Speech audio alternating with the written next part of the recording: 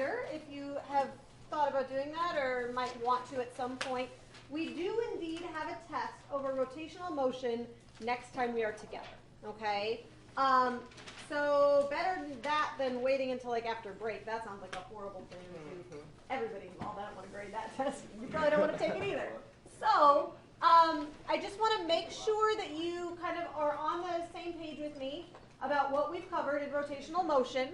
So if you look back at your calendar, or you can just kind of think through this with me, in terms of rotation, we have talked about kinematics.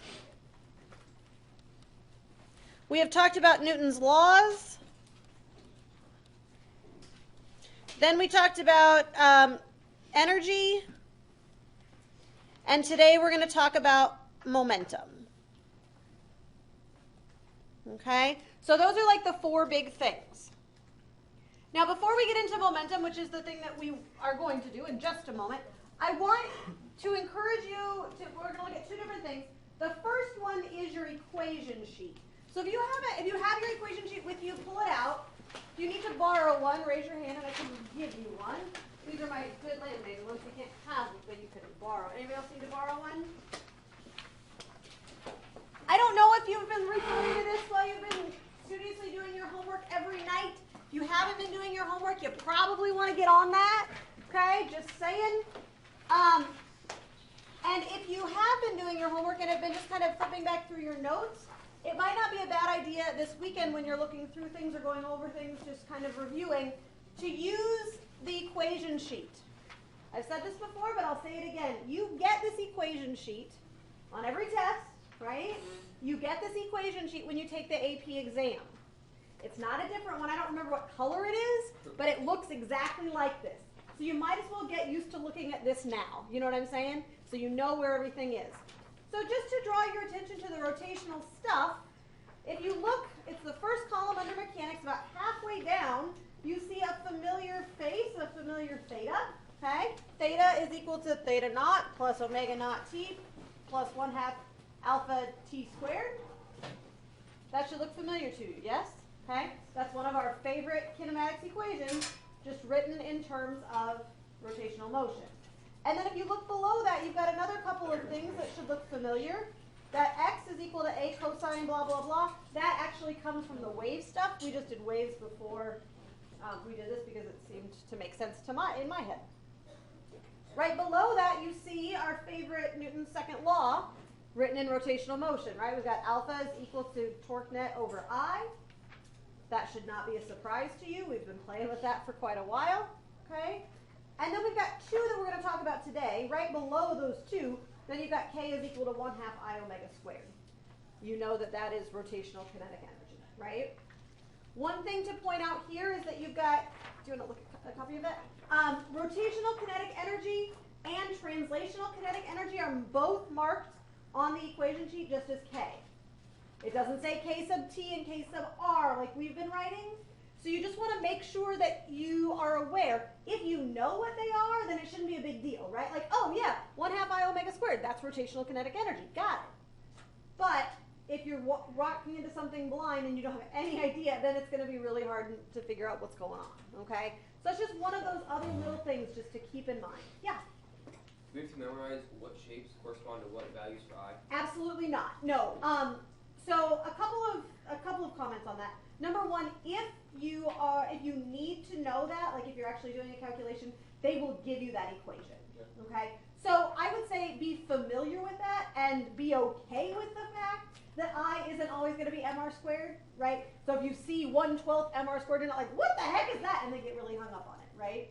So that's the first comment. The second one is that I want you to remember that most of the types of questions that you're going to get on an AP exam, and I am, as I've told you a million times, trying to model my tests as closely after AP exams as I can to get you in that mindset, there's very, very little actual computation on those tests, right? You've kind of noticed that, right? There are very few actual numbers and plugging things in. That's not to say that we don't do that when we're practicing, because I think that numbers are kind of comforting. We like them. We kind of understand what they mean. That's why we do some problems like that in class. But when it comes to the actual test, it's going to be a lot of relationships, right? Like, how does this thing affect this thing? ratios, stuff like that, as opposed to, you know, plugging in what's I and what's omega and what's K or whatever. That's for the equations. Yes, exactly. Other questions from this? No, we're good. Hey, Zoe. Okay, so today we're going to figure out what these last two little equations that are sitting there mean.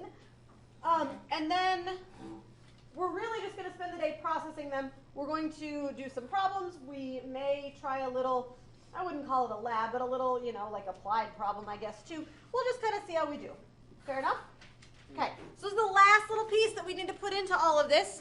This is I just kind of, again, want to get your brain in here.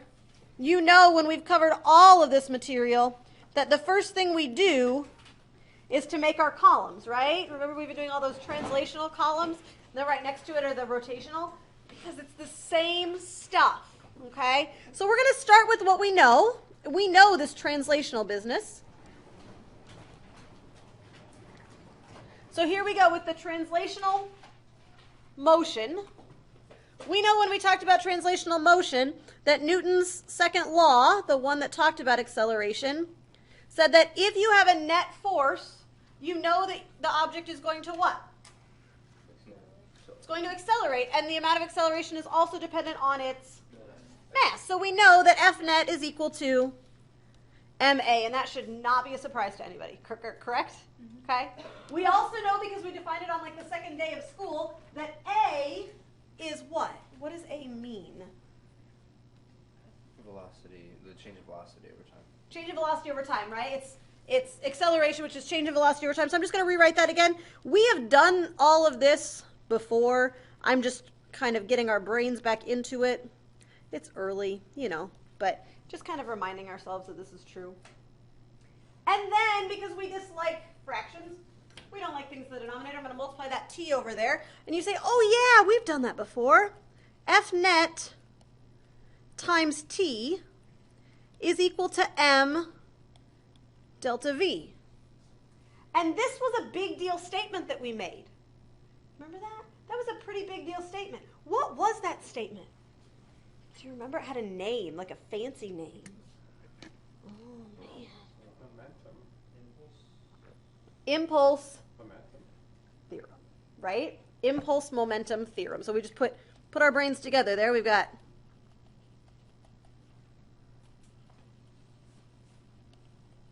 And momentum is not spelled with a P. it is, but I don't want to confuse you in just a moment, and that's why I'm not spelling it that way. Okay, so this is the impulse momentum theorem, right? So we said that if there's a net force acting over a certain amount of time, just kind of reminding ourselves what this means, a net force acting over a certain amount of time, we know that some mass that's moving translationally is going to change its velocity, right? And we found, as we were doing this, that this quantity was kind of interesting.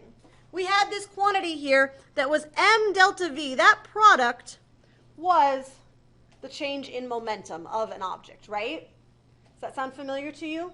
So we called that delta p.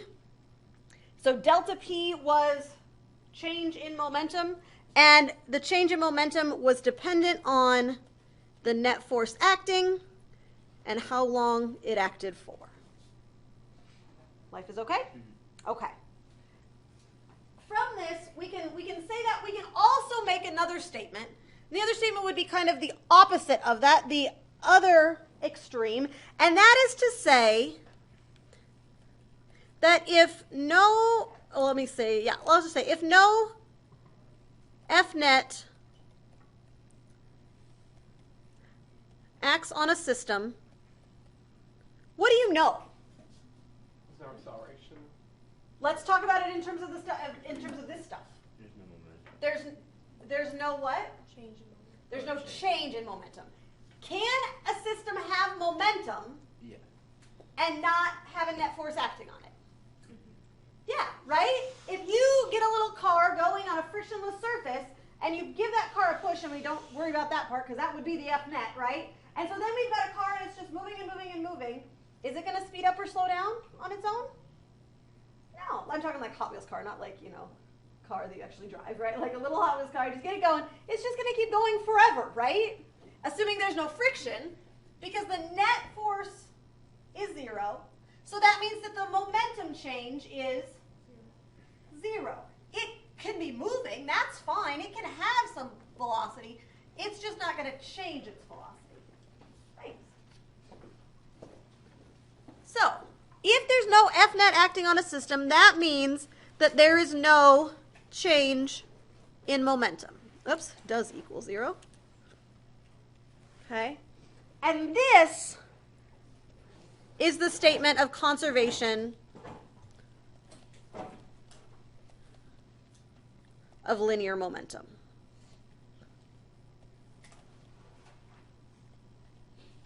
Okay. That's the statement of conservation of linear momentum. Are we okay with that? Okay. We use that all the time. We use that when we have a car that's just moving, but that's not a terribly interesting situation. It's much more interesting if you have, like, I don't know, 2 cars, right? Maybe one is at rest and another one comes in. And if we have that situation, I just want to think about this really quickly to make sure that it's fitting together here. So if I've got a car here, we'll call it car A, and it's got some velocity, and it comes up and it hits car B, that's initially, oops, probably needs some wheels if it's going to go anywhere, initially at rest. What's going to happen after the collision? Pick something. I haven't told you enough to tell you exactly what's going to happen. What do you want to have happen? Try to stick together. You want them to stick together? Yep. And when they stick together, are they going to move? Mm-hmm. They're going to move, right? Can you describe for me their motion relative to the information that you have here? What do you know? Slower than A, faster than B. Slower than A, faster than B. Does that make sense to you? Yeah. So we know that that's going to be the result. So I'm just going to kind of draw a picture. So afterwards, we've decided they're going to stick together. So there's A stuck to B. And here they go. And maybe we'll give them just 2 things of motion as opposed to 3, right? Because they're moving a little slower. Okay. Is the momentum of car A the same before and after? No. No. The momentum of car A? No. No, because it's mass times velocity. The mass is the same. Are you with me there? Is the velocity the same? No. No, the velocity is the same. So the momentum of car A is not the same. Is the momentum of car B the same? No. No, it was how much before? 0. And now it's something. 1.8. Not 0, right? Something positive. So you've just given me an example where momentum was supposed to be conserved and you're telling me momentum is not conserved. Momentum of the system. Say that again. The momentum of the system. The momentum of the system is conserved. So we look at that whole thing together, these 2 guys together, the cars as a whole, then by golly, the momentum is conserved. We did a lab to show that. Do you remember we did the dots to show that this thing and this thing were the same? Okay? Are there any forces that interact between those 2 objects? Yep. Prove to me that you know that there are forces acting between those 2 objects. There was an acceleration for both of the objects. Right. So it had to have been forced. If there was an acceleration, there had to be a force, right? Like A applied a force to B. Would you agree? Mm-hmm. Did B apply a force to A? Yes. Equal and Yeah. opposite. How do the forces compare? Equal in magnitude, opposite direction, right? That's a Newton's third law pair. Are you with me here? Okay. That would be what we call an internal force. So when we look at this and we say no F net acts, we're talking about outside F net. Okay? No net force outside the system. And the forces that happened here were inside the system. So there were forces, but they were internal. Okay? Not external forces. Is that okay with everybody? Okay. So this is a nice little review from October. Yay! We remember things from October. But it's not bad to go back through this, right? You're going to have to know it in a few weeks anyway. So we might as well remember it now. Okay? Now we're going to go to the other column. You ready? Yeah. Woo! Here it comes. Now, if you haven't gotten this process yet, things are going to look very similar, right? We're just going to change the letters, but the same ideas still apply. So let's go ahead and do the rotational version.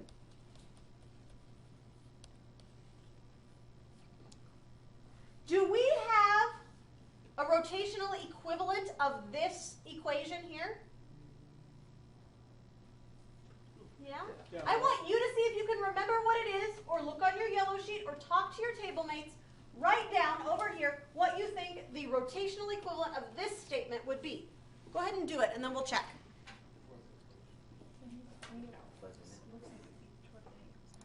MR alpha. All right. Michael, what'd you say? Alpha times I. Alpha times I is equal to what? Okay. Torque net, right? And that's really important. So torque, remember, torque is the rotational equivalent of a force. A force is going to cause a translational acceleration, so something moving in a straight line, it's going to accelerate, it's going to speed up or slow down. A net torque is not going to cause linear acceleration. What kind of acceleration is it going to cause? Rotational. Rotational. Does that make sense? Okay? And we can quantify that rotational acceleration, which is alpha, but it's not just dependent on the torque, it's also dependent on the what? Radius. Oh, and the mass. The mass and the distribution of the mass, right? Yeah, and that's all kind of summed up in that nice little I. Everybody okay there? So now, let me pause and make sure everybody, was I getting head nods from people there? Are we okay? Yeah? From here to here, what did we do? On this side? Multiplied by T. From here to here? Oh, sorry. We wrote acceleration, and we wrote the definition of acceleration. So you go ahead and do that. Not for A, but for alpha. So go ahead and do that, because you know how to do that too. Look back at your notes, or look at your equation sheet. Look where you need to look to find it. Miss Amanda, can I put you on the spot? Yeah. Sweet. What did you write? Torque net equals I times the change in omega over time. Look at that. How are we doing? Is that okay? Mm-hmm. Okay. And then we freak out because, oh no, we don't want anything in the denominator. So now let's multiply by T on both sides. Okay?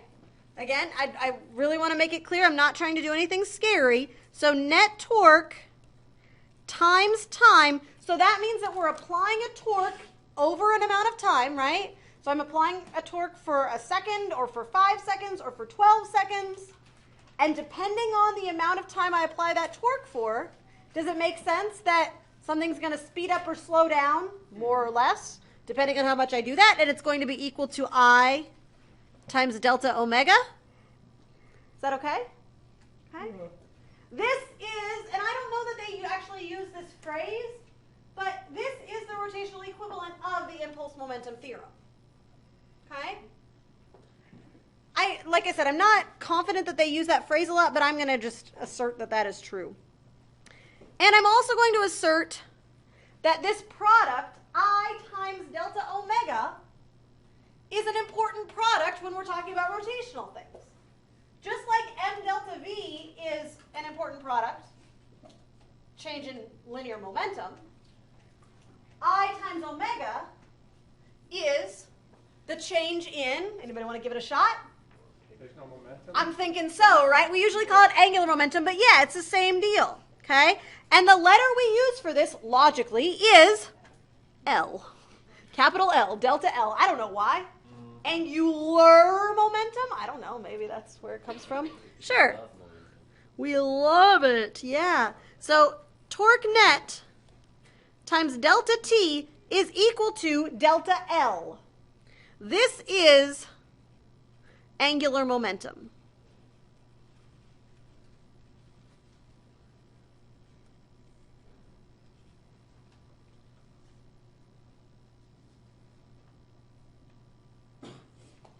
Okay?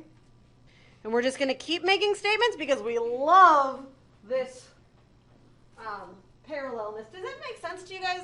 Like I don't teach this a lot. This is like my first time really going through this carefully. Does this whole like parallel thing make sense to you? Is that going okay? Mm-hmm. Okay, I hope so.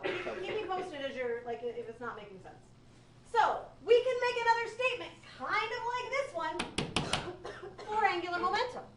Shall we do that? Yeah. Okay. So here we said if no F net acts on a system, and actually I should have put here, I'm gonna add a word. So it's good that you left some space too.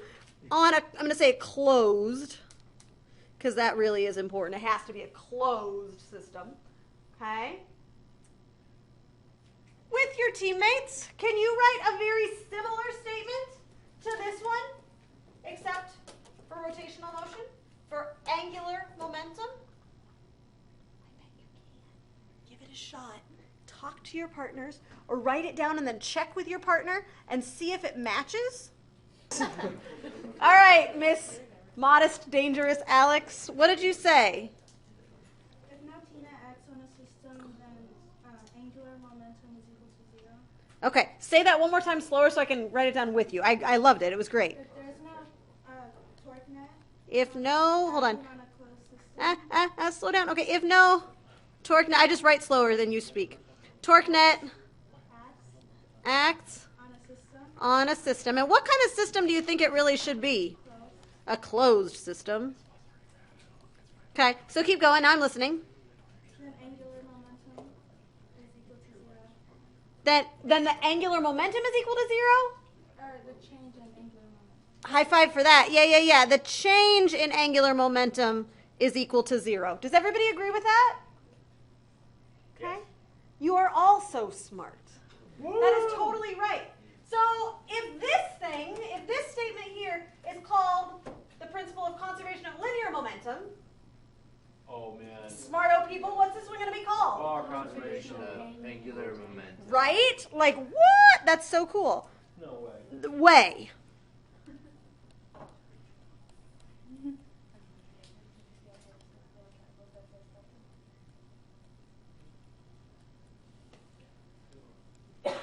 All right.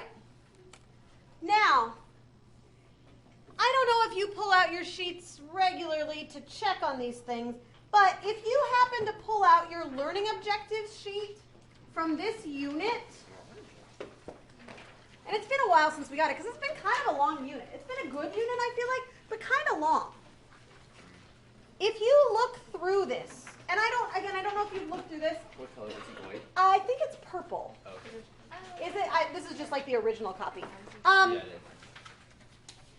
When I was going through this last summer, and I was kind of cutting this up and trying to get a handle on all of this, it seems to me that the College Board either, A, is really, really obsessed with angular momentum, or B, just kind of went a little crazy on it and didn't realize it, okay? I would say about a third of the things on the two sides there say something like, students recognize that angular momentum is conserved in a closed system. Okay? Like, you'll see that everywhere. Like, I was trying to figure out, okay, have we covered everything? I think so. But if you look through, I think it's on the second page, it's like, students are able to make qualitative predictions about the angular momentum of a system for the situation where there is no net external torque. What is the prediction that you would make? No change in momentum. There's no change, right? The next one says, the student is able to make calculations of quantities related to the angular momentum of a system when the net external torque on the system is 0. What kind of qualitative predictions would you make? Zero, right? There's no change, right? And then later, it's like, the student is able to describe a model of a rotational system that uses blah, blah, blah, angular momentum, blah, like, it's, all you need to know is this, okay? It's easy. You just got to know that. It is easy. And no, I mean, the one other thing, I don't want to make it like so simple that you don't try. The one other thing that you would need to know is that if there is a net torque, then there is a change in angular momentum, right? Does that make sense?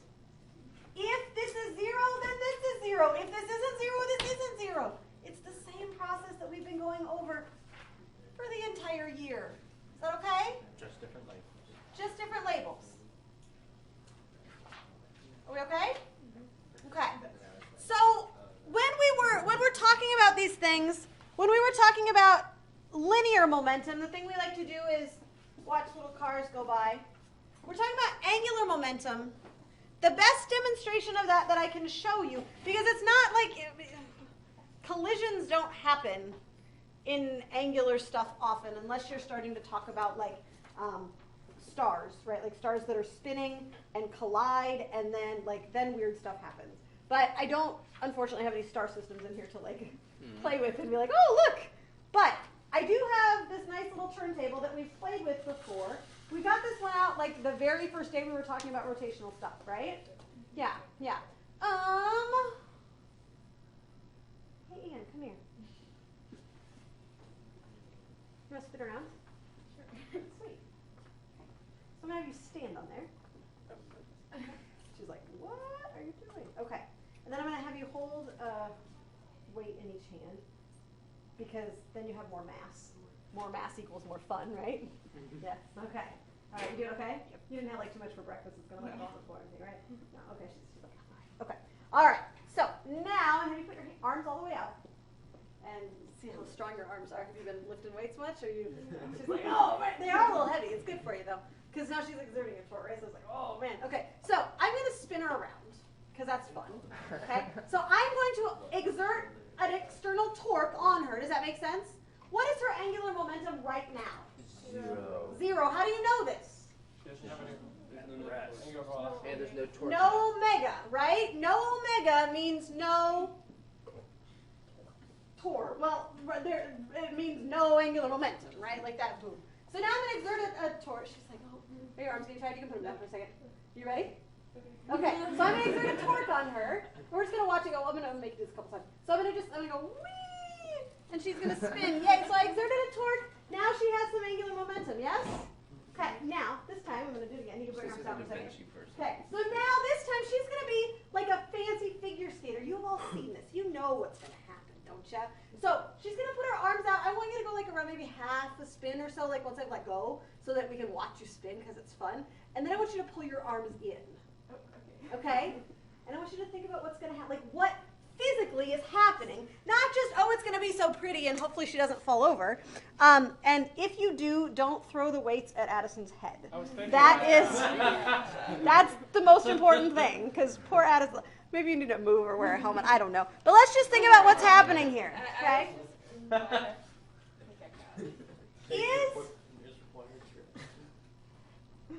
Is her mass changing when she pulls her arms in? No. But what is changing? Distribution. Distribution of that mass, right? What's going to happen to I? It's going to change. How is it going to change? Is it going to go up or is it going to go down? I don't know. What's I? Down. What is I? I don't know. What is I? It'll go Let's down. think about it. It'll go down. Like, Why is it going to go down? Because the angular velocity would go up with the torque net. That's not what I asked. No. Alright. I want you to think, because you're thinking about it like, because I know this is going to happen. I don't want you to know what's going to happen. I mean, you do, but I want to make sure we understand why, because that's what these guys are all about, right? Okay? So after I let go, I'm going to steal this thing here. I'm going to write it down here. So torque net delta T equals I delta omega. Once I let go, the torque net is 0, right? What is I? mr squared for the weights, right? And then she's got her arms and there's some other stuff in there, but we'll not deal with that right now. But we've got this mr squared business times delta omega, or times omega initial. Well, if it's not going to change, that means this has got to be mr final squared omega final. Are you with me there? The masses aren't changing. What's happening to the radius when she goes like this and then brings them in? What happens to the radius? It gets smaller, right? So the radius is going to get smaller, which means that what? The angular speed will go up, or velocity. Does that make sense? So it's a cause and effect issue. That's what I was getting upset about. I don't want you to say, I know that omega is going to get bigger, so that means that r has to get smaller. The omega changing is the effect of r changing. Are you with me there? Okay. All right. You excited? Yeah. Woo! She's like, I guess. Okay, here we go. Let's try it. We'll try it a couple times because it's kind of fun. All right. And so if you want to slow down, what do you do? All right. That's pretty cool, isn't it? Yeah, let's do it one more time. Are you okay? Or do you need like a break? She's like, whoa, I'm so dizzy. Are you okay? Okay. This is a dangerous class, right? Things might fly at your face. You might fall over. Who knows? All right. So if you want to slow down, then just put your arms up. And this thing does have some friction, so it's going to slow down eventually anyway. But it gives you the sense. Okay, let's do it one more time. Here we go. Woo! Okay, here we go.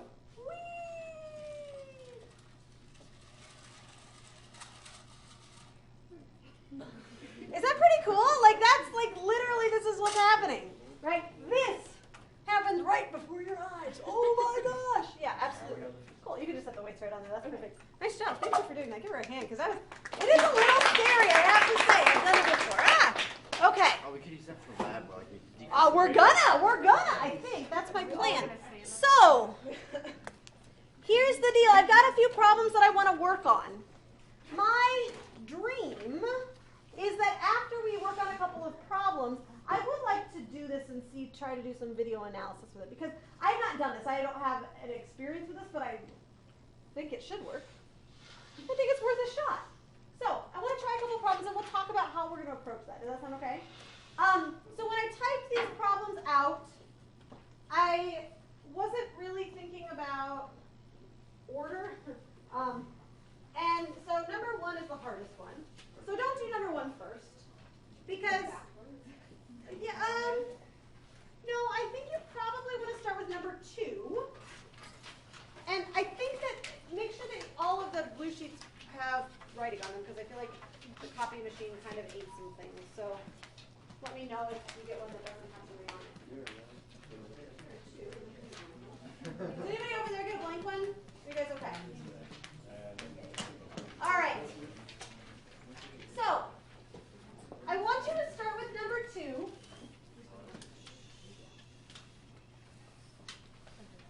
These problems, kind of like the conservation of linear momentum problems, are really not very hard. They do require, for some of them, doing some conversion, but beyond that, they're pretty straightforward. I'm going to give you, I don't know, maybe 10 minutes or so to work on numbers 2 and 3.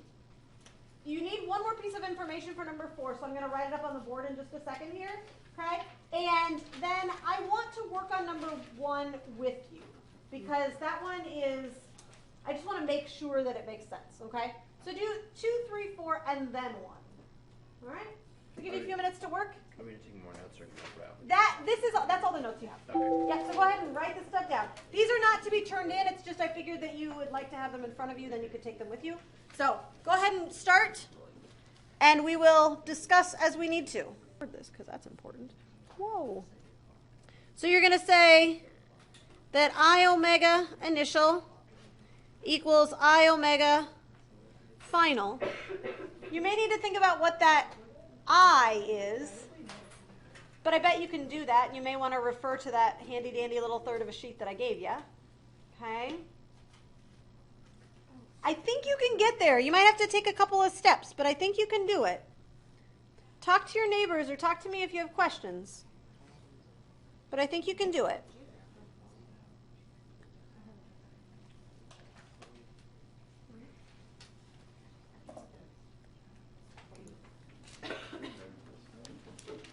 What did you use for I? 2/5 mr squared.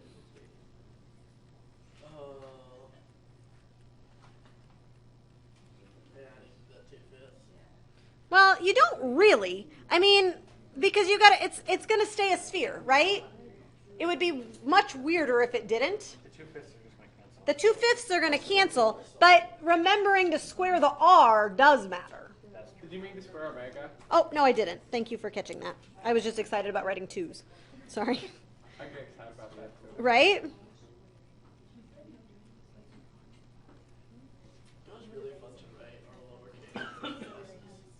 R's and S's? So what's going to happen to the 2/5s? They're going to cancel. So They're going to cancel, and the m's are going to stay. They're going to cancel too, also. So that means that stuff goes away and that stuff goes away. So r initial squared, that's important. Omega initial is going to equal r final squared omega final. So from that, you should be able to solve for R final. We're in the same Is that okay? 100 square. Don't forget to square R. Seems like that's a common thing. It's okay if it is, but. And this is what. So we start off at 7 times 10 to the 8th meters. That's a lot of meters. Right? 7 and then 8 zeros afterwards. What do you do? And what does it turn into? What is it? How small does it get? There we go. 5.49 times 10 to the 5th. Yeah. It's still really big. Yeah, but okay, let's think about that. So that's Suns go, that's pretty small. 5.5 times 10 to the 3rd kilometers, right? No, 10 to the 2nd kilometers. So that's only 550 kilometers. And a kilometer is what? How much of a mile? Like half a mile? About, I mean, it's 0.62, There's right? So that's going to be like 250 miles, which is That's like this. That's to the edge of Illinois. No. like, that's really not that, I mean, that's not big compared to Yeah. what it started out as, right? Radius, so it's 2 times that. Right, but you know what I'm saying, right? Like, it's still like compared to having this. Oops, Iowa to one edge to one edge. oops, where'd it go? Hello, this guy Yeah. as the radius, right? Like, that's a big difference.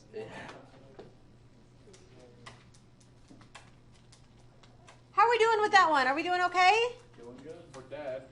Okay. Helps like If you're ready to start working on number 1, go ahead and give that a shot. I'm going to start it in just a couple minutes. I'll kind of get everybody's attention. But go ahead and give it a shot if you're ready. So hopefully we're okay. And if you're just working, great. But I would like you to listen if you think you might come into a problem, because I want to make sure that I don't have to repeat it a million times. But so we've got this situation. How many of you have ridden a merry-go-round? Everybody's had that experience, yeah?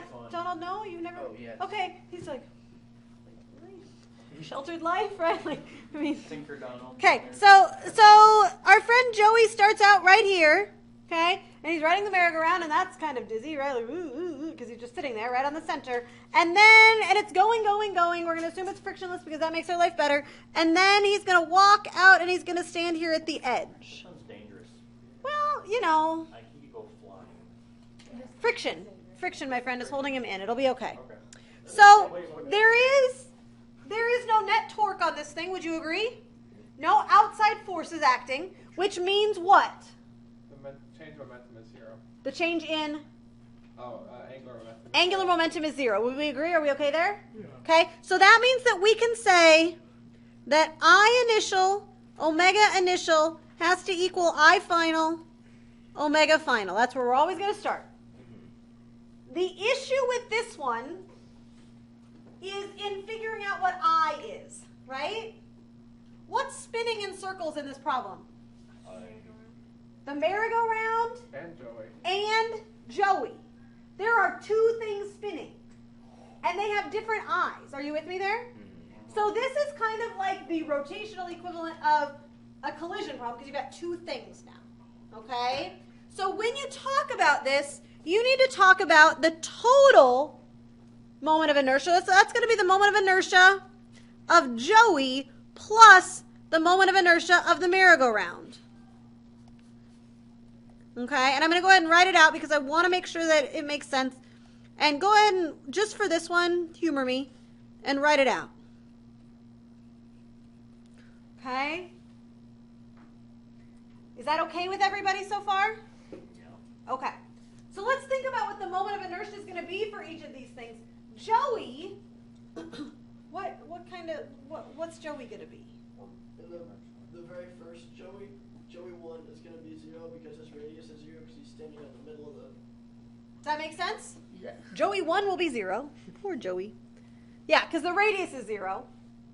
Tell me about the moment of inertia for Joey 2.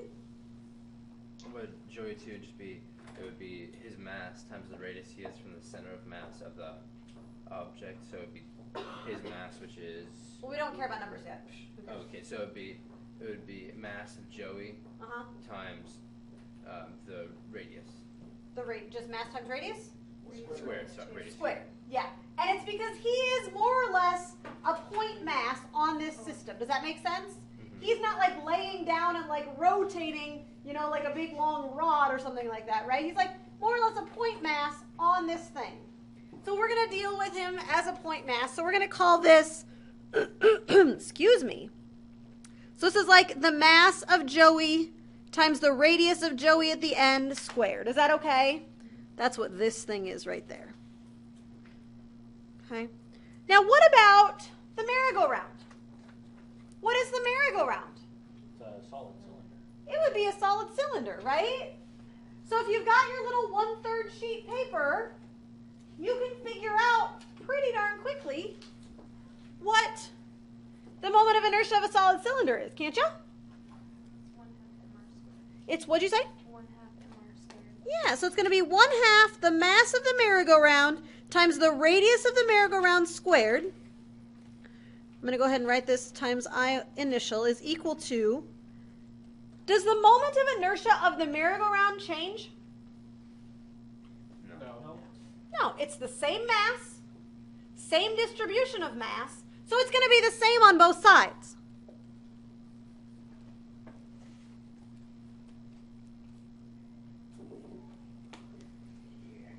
Because it's the same on both sides, can I cancel it out? Yes. No, because you're being added to Joey's momentum and radius, or Joey's mass and radius on the other side. Right. Because this one is all by itself, but this one is actually being added. When you're adding things, you can't cancel, okay? The reason I asked that question is because a lot of times people are like, oh, it's the same, let's cancel it. Okay? That's like a gut feeling because we're used to doing that, right? Oh, it's the same, let's cancel it. But because we're adding, you can't cancel. So we're going to have to plug in numbers there. I think that you know everything else now, don't you? Yeah. We know the radius of the merry-go-round, or does it matter? Michael does. What is it? The radius of the merry-go-round? 2, but is it just kind of like in the center of mass? What do you mean? Well, the Oh, center that's of the. I don't know. Talk to me. I don't know what you're asking. I feel like if we're doing like mass times radius, should the radius be on the center of the mass? So Which that, like, yes. So if you're talking about a merry-go-round, we're assuming that the merry-go-round is uniform, equally sure. right? And because we don't care about Joey, it's not that we don't care about Joey, but we need to worry about Joey when we're just talking about the merry-go-round. So for this is all equally distributed. Okay? Because it's just that thing. Then we deal with Joey separately. Because why not? That's going to make your life easier, right? Than having to put it all together in some ugly sort of way. Yeah. Does that answer your question? Well, no. So what's the radius then? Like, do you use 2 or do you use like 1? Why would you use 1? Because that could be like the center of mass. I don't know. The center of mass of what? I'm not understanding. I'm sorry. I'm not trying to be difficult. I'm just not understanding your question. Like, it's not that. I know, but like, Imagine that Joey is not there. He's I know. If you have this disc and if it's 2 radius of 2 at 1, you have equal mass. This side and this side, so like that's it. Okay. I think I understand your question now. Take a look at your 3rd sheet. Do you have that little sheet that has all the MRs? That one? Yeah. If you look at that for the cylinder, the things that it's asking for, the M and the R, Outside radius. are the total mass and the outside radius. Okay. Yes. That's it. Does that answer the question you were Yeah. asking me? Okay, good. And that's where the 1/2 comes from, is what you were talking about. You wanted to do calculus. The calculus has been done for you. Yeah. You're welcome. I mean, if you want to do it, we can, but So every time I ask it within I, every time it's talking about the outside radius. okay.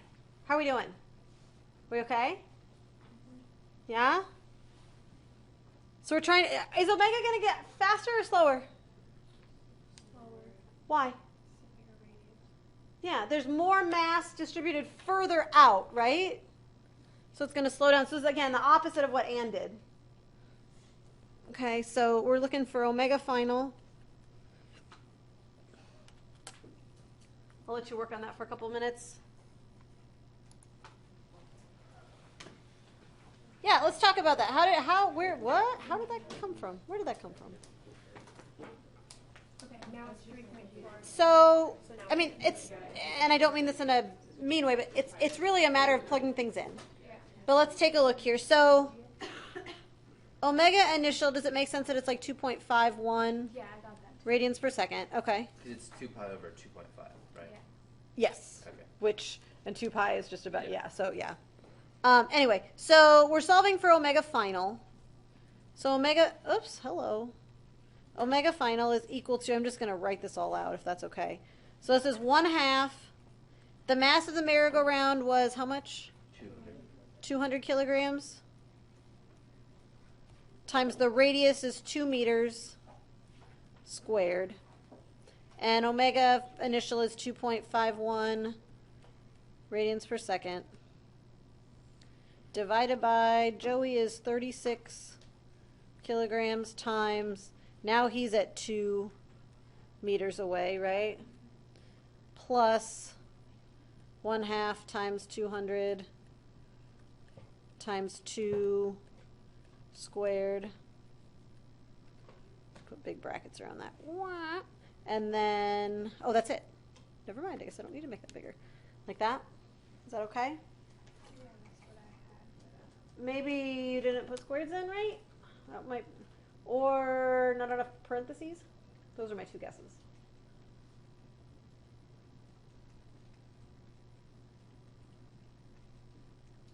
And as I said to somebody else too, it's nice that we don't have to plug in a lot of numbers in the test, right? I mean, I like the numbers are nice. They're nice so that you can actually compare and see that we didn't break physics, right? Okay. If we know that's our final omega, then you can find, oops, that's not omega, sorry. That should be T. Final. Omega final was what? 1 point something? 0.85? Yeah. Is that okay? Yeah. Okay. All right. Other questions on this? It says you're supposed to find the period. Yeah, that's what I did. Did you? Did you get 1.85 or did you get 3.4? No, I got 1.85. Okay, so that's the final The velocity. omega. Yeah. Then you have to convert from omega back to t, Oh, okay. Yeah. right? And omega is equal to 2 pi over t. Mhm. Yeah. Does that get you where you need to go, Amanda? She's still working.